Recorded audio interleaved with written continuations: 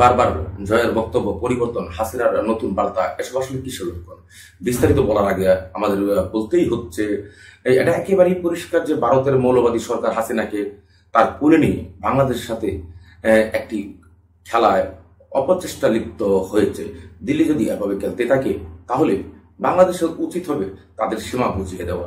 চীন বাংলাদেশের পরীক্ষিত বন্ধু, এটা আমাদের ভুলে গেলে চলবে না। আমাদের উচিত বা বাংলাদেশের উচিত ভারতের সাথে হাসিনা যেসব চুক্তি করেছিল সেগুলোকে বিশ্লেষণ করা এবং যেসব চুক্তি বাতিল যোগ্য সেসব চুক্তিগুলোকে বাতিল করে চীনের সাথে গভীর সম্পর্ক গড়ে তোলা। দিল্লির মনে রাখা উচিত শিলিগুড়ি চিকেন নেক বাংলাদেশ চাইলে সেভেন সিস্টার্স রাজ্যগুলোকে চরমভাবে হুমকিতে ফেলতে পারে এবং সেগুলোকে ভেঙে তছনছ করে দেওয়া যায়। সুতরাং দিল্লিকে ঢাকা ভয় পায় না, বরং ঢাকাকে দিল্লির ভয় পাওয়া উচিত। কেননা এটা এখন সেই দিল্লির বা সেই মৌলবাদী সরকারের এখানে আজ্ঞাবহ কোনো রাজ্য সরকার নেই, কিংবা তাদের দাসত্ব করার এখানে কোনো নেতৃত্ব নেই। এই সরকার বাংলাদেশের ছাত্র জনতার একটি গণ অভ্যুত্থানের মাধ্যমে প্রতিষ্ঠিত একটি সরকার। গণ অভ্যুত্থানের মুখে দেশ থেকে পালিয়ে যাওয়া শেখ হাসিনার তথাকথিত উপদেষ্টা এবং তার কুলাঙ্গার সন্তান সজীবদ জয় গত 5 আগস্ট থেকে যেসব কথাবার্তা বলছেন সেগুলোকে কেবলমাত্র একটা বড় ধরনের ধাক্কার প্রতিক্রিয়া, কিংবা কি বলবেন এবং কি করবেন সেই বিষয়ে অস্থিরতার প্রকাশ বলে মনে করার এখন আর কারণ নেই। কুলাঙ্গার জয়ের বক্তব্য নিয়ে ঠাট্টা তামাশাও করা সঠিক প্রতিক্রিয়া বলেও মনে করার কোন রকম সুযোগ নেই। গণঅভ্যুত্থানের মুখে পলাতক স্বৈরশাসক ফেসিবাদী গণহত্যাকারী শেখ হাসিনা উপদেষ্টা কুলাঙ্গার জয় গত 5 আগস্ট থেকে যেসব কথাবার্তা বলছেন সেসব বক্তব্যগুলো ধারাক্রম অনুসরণ করলে বোঝা যাবে আসলে কি ঘটছে এবং কেন ঘটছে। এই কথাগুলো দেশের ভিতরে ঘটনা প্রবাহকে যেদিকে প্রবাহিত করার চেষ্টা করছে তার একটা ইঙ্গিত। কিন্তু এই বিষয়ে আমাদের অন্তর্বর্তীকালীন সরকার কতটা অবহিত এবং তা প্রতিরোধে কতটা সক্রিয় তা আমাদের কাছে যথেষ্ট স্পষ্ট নয়। গত 5 আগস্ট শেখ হাসিনা দেশ থেকে পালিয়ে যাওয়ার পর এক ভিডিও বার্তায় স্বৈরশাসক খুনি হাসিনার কুলাঙ্গার পুত্র জয় বলেছিলেন, শেখ হাসিনার পর আপনাদের কি হবে সেটা আমারও চিন্তার বিষয় না, আমার পরিবারেরও বিষয় না। আপনারা বুঝবেন দেশ, জনগণ, এমনকি তাদের দলের নেতাদের প্রতিও তাদের দায়িত্বের ব্যাপার সম্পূর্ণ অবজ্ঞা এবং ঘৃণার প্রকাশ ঘটেছিল সেই বক্তব্যে। তা ছিল তাৎক্ষণিক একটি প্রতিক্রিয়া মাত্র। কিন্তু পরদিন 6 আগস্ট থেকেই তার অবস্থানের অর্থাৎ বক্তব্যের তার যে অবস্থান বদল আমরা লক্ষ্য করছি। 6 আগস্টে বিবিসির সঙ্গে সাক্ষাৎকারে হাসিনা পুত্র বলেন, শেখ হাসিনা রাজনীতিতে ফিরবেন না। আমার পরিবার, আমাদের যথেষ্ট হয়েছে রাজনীতিতে। হাসিনার ফিরে আসা না আসা সম্ভবত সেই পর্যন্ত পারিবারিক সিদ্ধান্তের আওতায় ছিল। তারপর থেকে তার বক্তব্যের সারমর্ম বদলে যায়। 7 আগস্টে জয় বলেন, আপনারা সাহস নিয়ে দাঁড়ান, আপনারা একা না, আমরা আপনাদের সঙ্গে আছি। বঙ্গবন্ধু পরিবার কোথাও যায়নি। নেতা কর্মী ও আওয়ামী লীগকে রক্ষা করার জন্য যা করা প্রয়োজন আমরা করতে প্রস্তুত। বঙ্গবন্ধু পরিবার কোথাও যায়নি, এই কথাটা, এই বয়ানটা আগেও অনেকবার শেখ হাসিনা দিয়েছে যে শেখ হাসিনা শেখের বেটি, কখনো পালাবে না, কখনো পালায় না। কিন্তু আমরা শেখ হাসিনাকে দেখি একমাত্র সেই পালায়। যদি বিষয়টা খেয়াল করি, সেনা সমর্থিত সেই 111 আমলে, সেই 111 তত্ত্বাবধায়ক সরকার আমলে এই শেখ হাসিনা আগে পালিয়ে গিয়েছিল। এবারও কিন্তু শেখ হাসিনা পালিয়ে গিয়েছে। এর আগেও একটি বিষয় আছে, যদি আমি এখানে সামনে নিয়ে আসি আলোচনা, তাহলে পরিষ্কার করে বলতে পারি। রেফারেন্স মুক্তিযোদ্ধা মতিউর রহমান বেন্টুর লেখা বই আমার ফাঁসি চাই, সেখানে লেখা আছে জিয়াউর রহমান হত্যাকাণ্ডের পর শেখ হাসিনা বুরকা পরে পালাতে গিয়েছিলেন। এটা আমাদের মনে রাখা উচিত। অন্তর্বর্তী সরকার গঠনের বিলম্ব, পুলিশের অনুপস্থিতি, বিশৃঙ্খলা, সংখ্যালঘুদের উপর কোথাও কোথাও মানে যা বিষয়টা আসছে, হামলা এবং ঢাকা বিভিন্ন এলাকার খতিত ডাকাতি ঘটনার প্রেক্ষাপটে জয়ের এই বক্তব্য প্রমাণ করে যে অত্যন্ত পরিকল্পিতভাবেই অবস্থার সুযোগ নেওয়ার এবং অস্থিতিশীলতা তৈরির প্রচেষ্টার সূচনা হয়েছে মাত্র। একই সময়ে ভারতের গণমাধ্যমে প্রচারিত খবর, সেখানকার নীতি নির্ধারকদের বক্তব্য, সামাজিক মাধ্যমে এবং আন্দোলনের জন্য পাকিস্তানি গোয়েন্দা সংস্থার সংশ্লিষ্টতার প্রোপাগান্ডা জোরদার হয়ে ওঠে। শুধু তাই নয়, ভারতের কথিত বাংলাদেশের বিশেষজ্ঞরা বারবার একই সুরে তুলতে শুরু করেন। আমরা যা শুনছি, মানে বাংলাদেশ নিয়ে ভারতের যে কথিত মানে যেসব পণ্ডিত বা বিশেষজ্ঞরা আছেন তারাও কিন্তু একই সুর তুলছেন। আমরা কিন্তু এটাই দেখছি।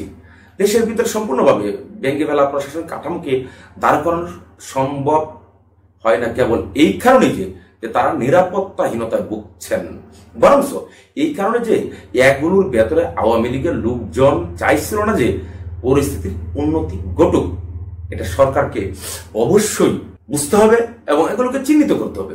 ইতিমধ্যে সরকার গঠন হয় এবং জয় টাইমস অফ ইন্ডিয়াকে বলেন যে তিনি রাজনীতিতে আসতে প্রস্তুত, সেটা খেয়াল করবেন। তারপর যদি দেখি গত শুক্রবার 9 আগস্ট তিনি রয়টার্সকে দেওয়া সাক্ষাৎকারে বলেন তার মা পদত্যাগ করেননি, ফলে সাংবিধানিকভাবে শেখ হাসিনাই প্রধানমন্ত্রী। শুধু তাই নয়, এই সাক্ষাৎকারে তিনি এও বলেছেন যে এই বিষয়ে আদালতে চ্যালেঞ্জ করা যায়। বলার অপেক্ষা রাখে না যে তার এই বক্তব্য অন্তর্বর্তী সরকারের বৈধতাকে খোলামেলা ভাবে চ্যালেঞ্জ করে। আমাদের যে আদালত, এই আদালত তো সব জায়গায় আমরা এমনটাই জানি, এই যে কোর্ট কাছারি বা কোর্ট, এটা টোটালটাই সেই খুনি হাসিনা বা স্বৈরাচারী বা ফ্যাসিবাদী আমরা যেভাবেই তাকে যে উপাধি ভূষিত করি না কেন, তার একটি কেবলমাত্র পেটিকোট। প্রথমত বাংলাদেশের উচ্চ আদালত যে হাসিনা হাতে গড়া এবং তার পুতুলদের দিয়ে তৈরি, সেটা সকলেই আমরা জানি বা আপনারা জানেন। তদুপরি আদালতকে শিক্ষণবিদ দাঁড় করিয়ে এজেন্ডা বাস্তবায়নে ইতিহাস কারো ভুলে যাবার কারণ নেই। ত্রয়োদশ সংশোধনী বাতিল থেকে শুরু করে শেষ পর্যন্ত কোটা ব্যবস্থা বাতিল, সব বিষয়ে আদালত দেখানোর ঘটনা আছে। দ্বিতীয়টি হচ্ছে আওয়ামী লীগের আইনজীবী এবং সমর্থকদের প্রতি নির্দেশ কি করতে হবে। একই সময়ে আমরা জানতে পারি যে বাংলাদেশ ভারত সীমান্তের উপর নজর রাখতে ভারত সরকার কমিটি করেছে। আপাত দৃষ্টিতে তা সীমান্ত সংশ্লিষ্ট হলেও এর ভেতরে যে বার্তা তা কেবল সীমান্ত রক্ষা বিষয়ক নয়। আদালত বিষয়ে জয়ের এই বক্তব্যের পর শনিবার আকস্মাত সুপ্রিম কোর্টে ফুল বেঞ্চের সভা ডাকা হয়। এটি কিন্তু একটি অশনি সংকেত। মনে রাখা দরকার যে কেবল যে আদালত সাবেক স্বৈরাচারী হাসিনার সরকার নিয়োগকৃতদের নিয়ন্ত্রণে তা নয়, রাষ্ট্রপতি শাহাবুদ্দিনকেও শেখ হাসিনা এককভাবে নিয়োগ দিয়েছিলেন। তার আনুগত্য নিয়ে সংশয় থাকাই স্বাভাবিক। বাংলাদেশের সেনাবাহিনীর প্রধান ওয়াকারুজ্জামান সহ সেনাবাহিনীর শীর্ষ পর্যায়ের নেতৃত্বের ব্যাপারে প্রশ্ন তোলার কারণ আছে। যেমন সেনাবাহিনীর সবচেয়ে আলোচিত সংস্থা ডিজিএফআই এর ব্যাপারে কোনো ধরনের ব্যবস্থা নেওয়া হয়নি। সেনাবাহিনীর যেসব অফিসারকে ইতিমধ্যে বরখাস্ত করা হয়েছে, তাদের বরখাস্তের কারণ যদি অতীতে তাদের ভূমিকাই হয়, তবে তাদের বিচারাধীন করার কোনো ব্যবস্থা নেওয়া হয়েছে বলে আসলে জানা যায়নি। এর বাইরে পুলিশের সভা গোলযোগ হওয়ার ঘটনাও ঘটেছে। সাধারণ নাগরিকদের ভেতরে আশাবাদ এবং উদ্বেগ, আশঙ্কা উভয় আছে। কিন্তু এইসব ঘটনা এবং পলাতক স্বৈরাচারী খুনি শেখ হাসিনার উপদেষ্টার এইসব কথাবার্তার ধারাবাহিকতা অন্তর্বর্তী সরকারের বৈধতাকে প্রশ্ন করে দেশকে সংঘাতের দিকে ঠেলে দেওয়ার চেষ্টারই লক্ষণ। আপাতত জুডিশিয়াল কো ছাত্র জনতা ও সেনাবাহিনীর কারণে ঠেকানোর পর মোদির আশ্রয় থাকা খুনি হাসিনা গতি পরিবর্তন করে বলেন, আমি পদত্যাগ করেছি এবং দেশে আসব। এর আগে হাসিনার একটি অডিও ক্লিপও আমরা শুনেছি কিভাবে তার দলীয় নেতাদেরকে কিভাবে তিনি বলছেন যে আমি দেশে আসব। তারা কিভাবে হাসিনার সঙ্গে বিভিন্ন জায়গা থেকে কিভাবে জোর হবেন এবং বিশৃঙ্খলার সৃষ্টি করবেন। যারা শোনেননি তারা অবশ্যই শোনার চেষ্টা করবেন। আপনি ভালো আছেন আপা?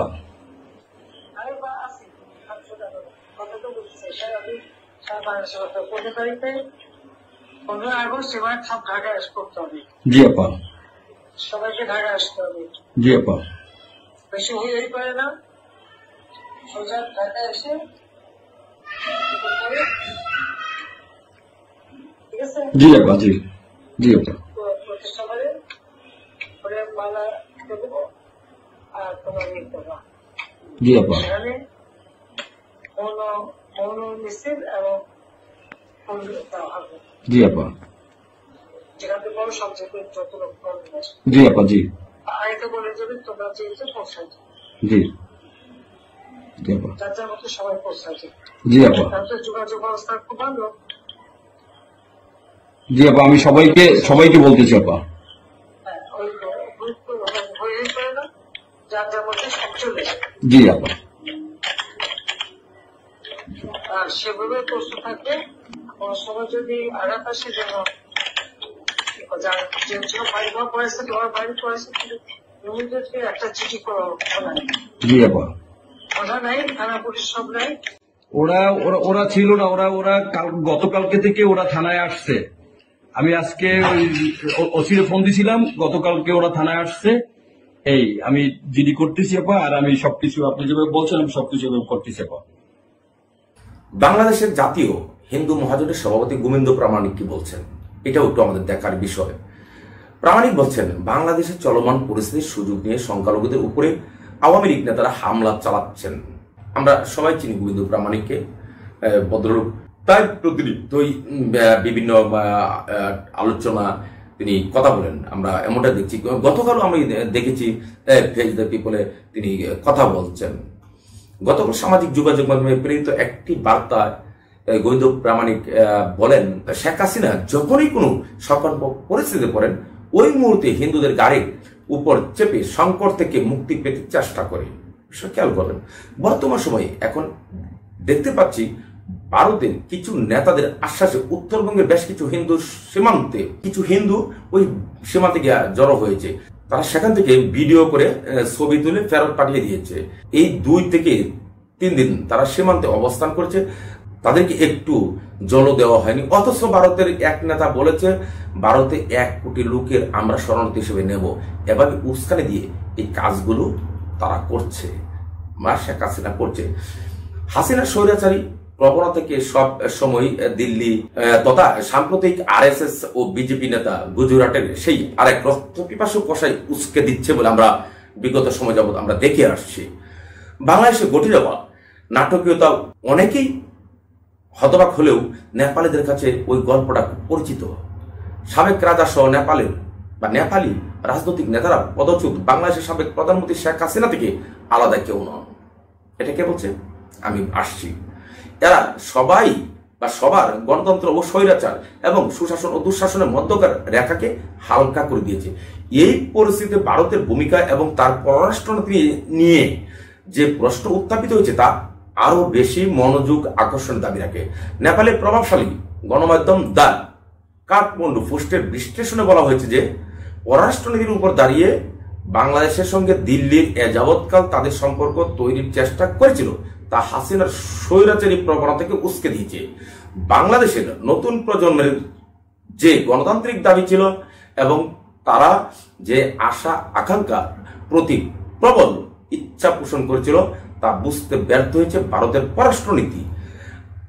বাংলাদেশের অবস্থান এবং গুরুত্বের কারণে ভারতের একাধিক উদ্বেগ ও নিরাপত্তার বাধ্যবাধকতা ছিল, যার সুযোগে হাসিনা হয়ে ওঠেন ভারতের ঘনিষ্ঠ মিত্র।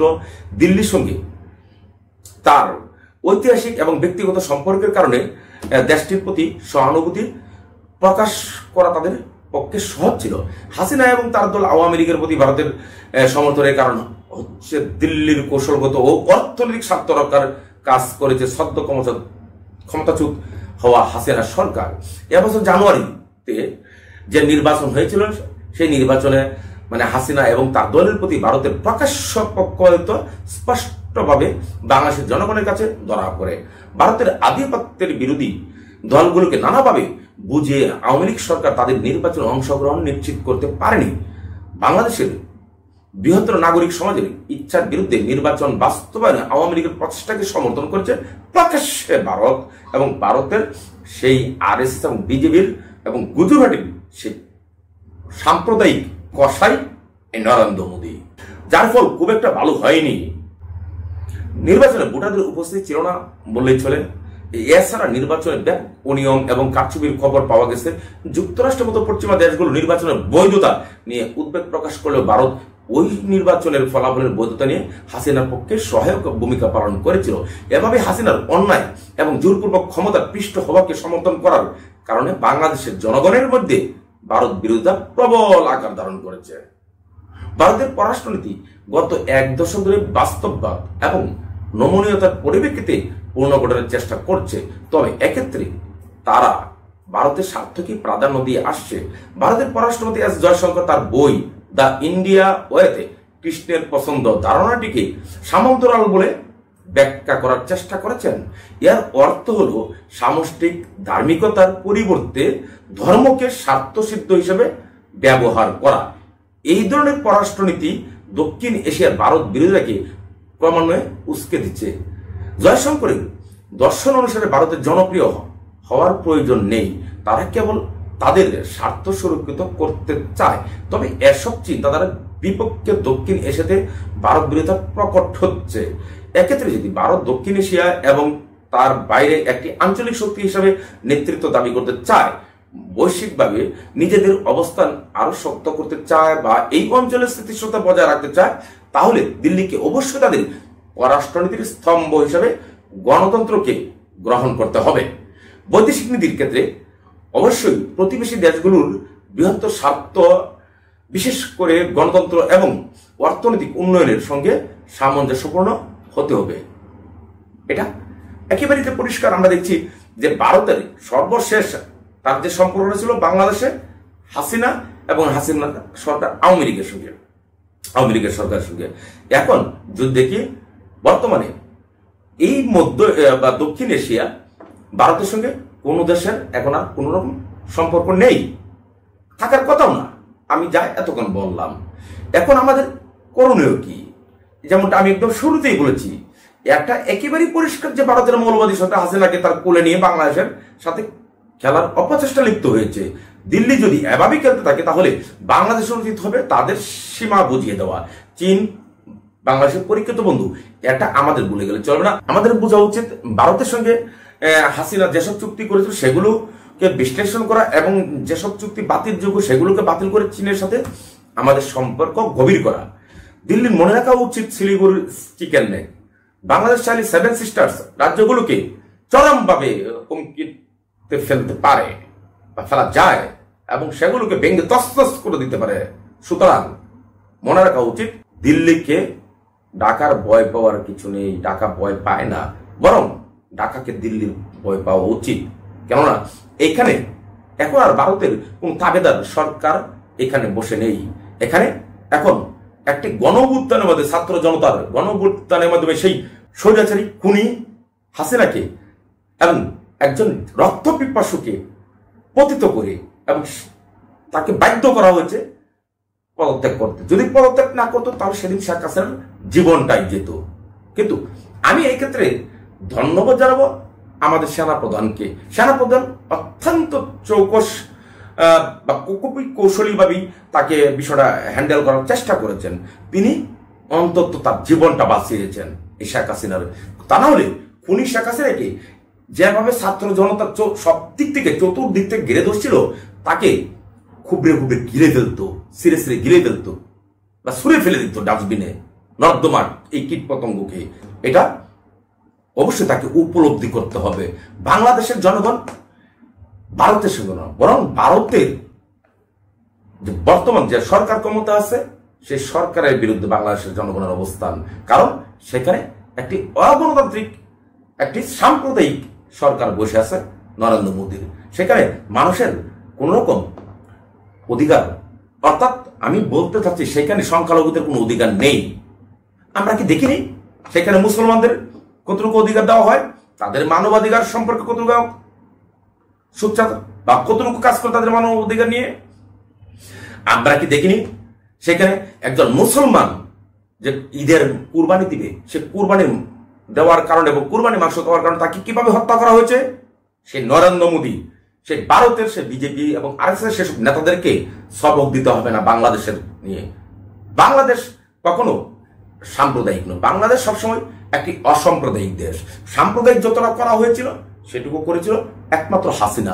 এই খুনি হাসিনা সবসময় খুন করে তার নিজের পক্ষে নেওয়ার চেষ্টা করতো প্রত্যেকটা বল। এমনকি সে হিন্দুদেরকে পর্যন্ত হত্যা করে এবং হিন্দুদের বাড়িঘর দখল করে সে এটা রাজনৈতিকভাবে ফায়দা লোটার চেষ্টা করে আসছে এই খুনি হাসিনা। এই জঘন্য একটা নর্দমার কীট পতঙ্গ বাংলাদেশে রাজনীতি করতে পেরেছে, বাংলাদেশের মানুষ তাকে রাজনীতি করতে দিয়েছে, সেটাও কিন্তু আমরা বলে যাইনি সেই ইন্দিরা সরকারের কথা। ইন্দিরা গান্ধী কিন্তু তাকে সেখানে আশ্রয় প্রশ্রয় দিয়ে তার ফ্যাক্সিস্টনে বাংলাদেশে এসেছিল, সেটাকে আমরা ভুলে গেছি, ভুলে যাইনি। বাংলাদেশের সবচেয়ে জনপ্রিয় নেতা তৎকালীন প্রেসিডেন্ট জিয়াউর রহমানকে হত্যা করেছে কে? ভারত হত্যা করিয়েছিল। এটা কিন্তু আমরা ভুলে যাইনি, দেশের মানুষ কিন্তু ভুলে যায়নি, ইতিহাস কখনো মানুষ ভুলে যায়নি। সুতরাং এটা ভারতকে এখন আরো বেশি সচেতন বা সতর্ক হওয়া উচিত যে বাংলাদেশ নিয়ে খুব বেশি নাক না গালানো। যদি বাংলাদেশ নিয়ে বেশি রকম নাক গালাতে চায় তাহলে আমরা ইচ্ছা করে তার চিকেন নেক আমরা ঠিক এইভাবে চাপ দিয়ে চেপে ধরতে পারি।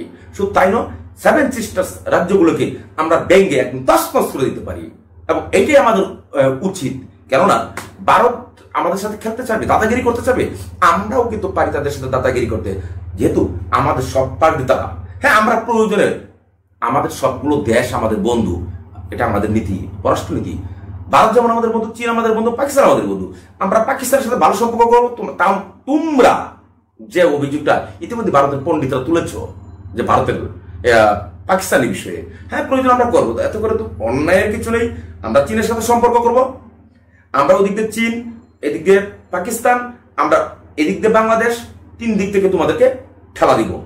আর সেটা খেয়ে দিয়ে তোমরা টিকে থাকতে পারো, কতটুকু তোমরা টিকে থাকতে পারবা।